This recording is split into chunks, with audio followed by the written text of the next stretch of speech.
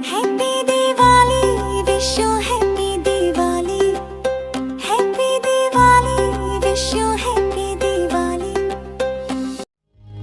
Hello friends, Diwali अब आ गई है और साथ ही साथ दिल्ली एनसीआर का एयर पोल्यूशन क्राइसिस भी एक बहुत बड़ी प्रॉब्लम के रूप में हमारे सामने खड़ा है। तो दिल्ली एनसीआर की एयर क्वालिटी इंडेक्स अभी पुअर है, जिसकी वजह से गवर्नमेंट की तरफ से graded response action plan that is grab, तो इस ग्रैप का स्टेज 1 दिल्ली एनसीआर में ऑलरेडी एक्टिव कर दिया गया है। यानी कि ओपन वेस्ट बर्निंग बैन है, कंस्ट्रक्शन रेस्ट्रिक्शन है और वेहिकुलर रूल्स टाइट हैं। फिर भी फायर क्रैकर्स का इश्यू बार बार फिर से आ जाता है, क्योंकि विंटर में फायर क्रैकर्स एयर क्वालिटी को बहुत नुकसान पहुंचाते हैं। वाई?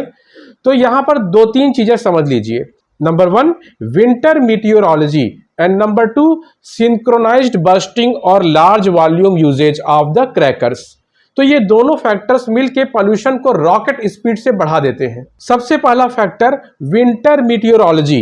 तो विंटर में हो जाता है थर्मल इन्वर्जन, यानी कि सनलाइट तो हो गई है वीक, इसीलिए अर्थ सरफेस के पास वाली जो एयर है वो भी हो जाती है cooler as compared to the air above. इसलिए अपर लेयर वाली जो वार्म एयर है वो एक लिड यानी कि ढक्कन की तरह काम करती है। यानी कि ये अपर लेयर नीचे वाली कोल्डर लेयर वाली जो एयर है उसमें जो भी पॉल्यूटेंट्स हैं वो उसी तरह फंसे रह जाते हैं और वो पॉल्यूटेंट्स ऊपर की तरफ नहीं जा पाते, स्प्रेड या डिस्पर्स नहीं हो पाते और एक ही जगह नीचे वाली जो एयर लेयर है उसमें ट्रैप होकर के रह जाते हैं। यानी कि अब पॉल्यूटेंट्स भी ऊपर तक नहीं जा सकते, नीचे ही फंसे रह जाते हैं और इसी पोल्यूशन वाली लोअर लेयर में हम लोगों को सांस लेना होता है। इस पोल्यूशन को आप विंटर स्मॉग के रूप में बाहर देख सकते हैं विंटर सीजन में। Second factor, synchronized bursting of the crackers, यानी कि एक साथ पूरे एरिया में, पूरे सिटी में, पूरे स्टेट में और इवन पूरे नेशन में एक साथ पटाखों को जलाया जाता है एक ही समय पर और बहुत बड़ी मात्रा में। ऐसा होता तो है दिवाली में। तो एयर पोल्यूशन को एकदम से बढ़ा देने में इस synchronized and large volume bursting का एक मेजर रोल है। दिल्ली पोल्यूशन कंट्रोल कमेटी ने जुलाई 25 में ईयर राउंड बैन इश्यू किया है। तो इस एक्ट के अकॉर्डिंग क्या क्या चीजें बैंड है? Manufacturing, storage, sale and bursting of all fire crackers in Delhi under section 5 of environment protection act 1986। However 15 October 2025 को सुप्रीम कोर्ट ने एक टेम्पोररी एग्जेम्पशन दिया। देयर इज सिर्फ सर्टिफाइड ग्रीन क्रैकर्स अलाउड हैं 18 से 21 अक्टूबर के बीच लिमिटेड टाइमिंग्स में। और ये लिमिटेड टाइमिंग्स क्या है? 6 to 7 AM के बीच एंड 8 to 10 PM के बीच in designated locations for Delhi NCR. और अब ये ग्रीन क्रैकर्स क्या चीज है? एक्चुअली इन पटाखों को डेवलप किया गया है national environmental engineering research institute, जो कि एक डिवीजन है CSIR, council for scientific and industrial research India.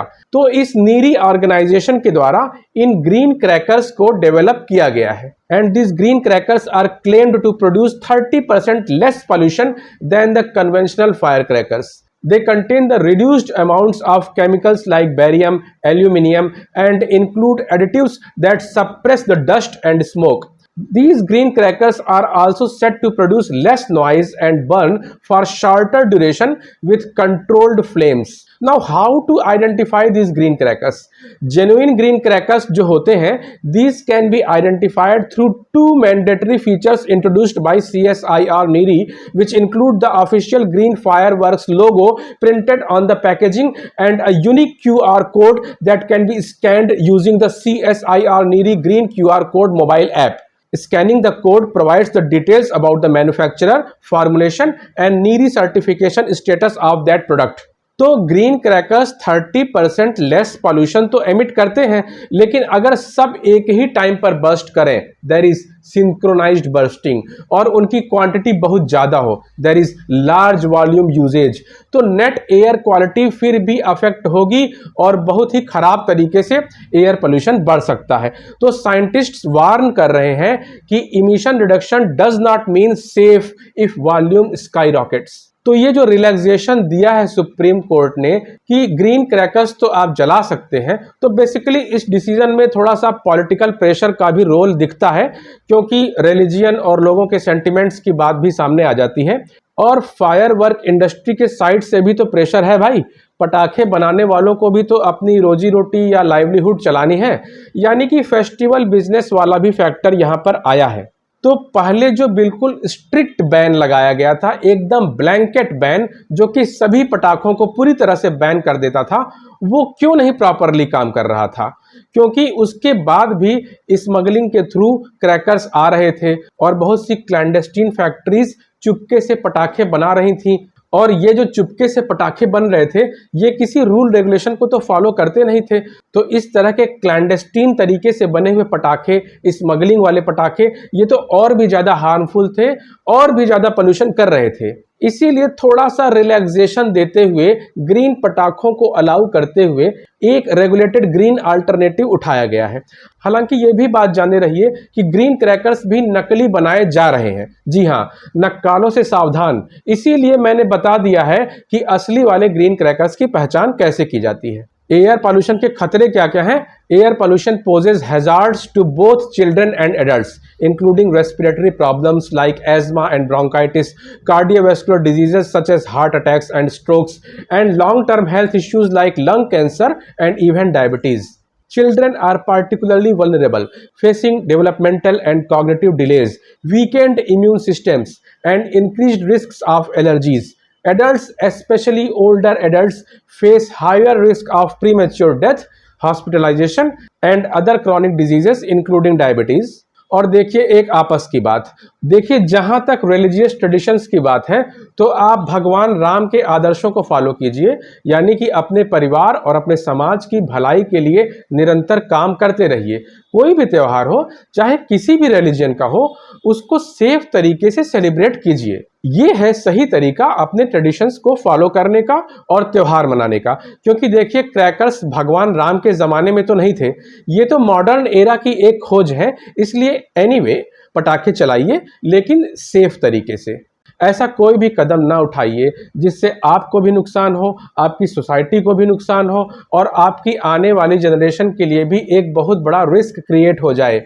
बचपन से ही हम लोग ये बात पढ़ते चले आ रहे हैं कि excess of everything is bad. चाहे कोई भी रिलीजन हो, कोई भी फेस्टिवल हो, कोई भी इवेंट हो, अगर उसमें कोई भी ऐसी एक्टिविटी होती है जो कि पब्लिक वेलफेयर के लिए ठीक नहीं है, जिससे हमारे समाज, हमारे बच्चों और खुद हमें भी खतरा हो, तो वहाँ तो गवर्नमेंट की भी और हमारी भी जिम्मेदारी हो जाती है कि उस एक्टिविटी को एक कंट्रोल्ड और डिसिप्लिन्ड वे में ही प्रैक्टिस किया जाए। इसलिए ऐसा नहीं बोला जाता है कि अरे तुम पहले उसको रोको, उसको देखो वो क्या कर रहा है, तुम उस पर क्यों नहीं कुछ बोलते। तो अभी तो बताया मैंने कि सबको बोला जाएगा। कहीं भी कुछ गलत हो रहा है तो हर वो इंसान जो उस गलत में इन्वॉल्व है, उन सबको बोला जाएगा। और सबसे पहली बात, दूसरों की बात दूसरों पर छोड़िए, आप पहले अपना हिसाब किताब सही कीजिए। मान लीजिए कि आपके घर में आग लग जाए और आपसे बोला जाए कि अरे जल्दी से अपने घर में लगी हुई इस आग को बुझाओ, नहीं तो ये आग अभी तुम्हारी पूरी कॉलोनी में स्प्रेड हो जाएगी, तुम्हारे बच्चे जो कि पार्क में खेल रहे हैं वहां भी ये आग पहुंच जाएगी। तो आप क्या कहेंगे? आप ये बोलेंगे कि अबे जा वो देख बगल वाले के घर में भी तो आग लगी है, तू उसको क्यों नहीं बोलता, जा पहले उसको बोल, जा पहले उसको ठीक करके आ।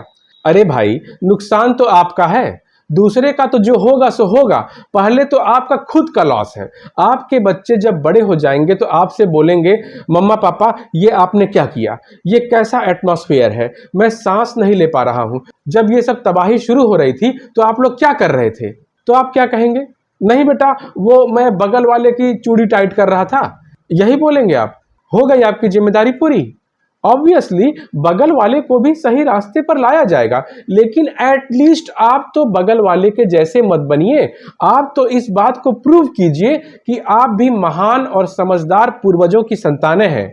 तो friends, final take home message यही है कि दिवाली सेलिब्रेशंस इंपॉर्टेंट है और साफ हवा, बच्चों की सेहत और विंटर स्मॉग का बर्डन और भी इंपॉर्टेंट है। और हम थोड़ा रिस्पॉन्सिबल बने, जैसे कि ग्रीन क्रैकर्स ही यूज कर लें एंड बर्स्टिंग टाइम और क्वांटिटी को कंट्रोल कर लें, तो इसी प्रकार से सही मायनों में एक क्लीन ग्रीन दिवाली का विजन पॉसिबल हो पाएगा। तो फ्रेंड्स, अपने इस चैनल के थ्रू यही मैसेज मैं आपको देना चाहूँगा कि ये हम सब की रिस्पॉन्सिबिलिटी है, हेल्थ अवेयरनेस भी सेलिब्रेशन का एक पार्ट है। तो अच्छे से त्यौहार मनाइए और पूरी तरह से सुरक्षित रहिए। Happy Diwali to all of you and soon I will be back with the next important and interesting issues with completely scientific and authentic explanations. So stay connected and thank you. Happy Diwali once again.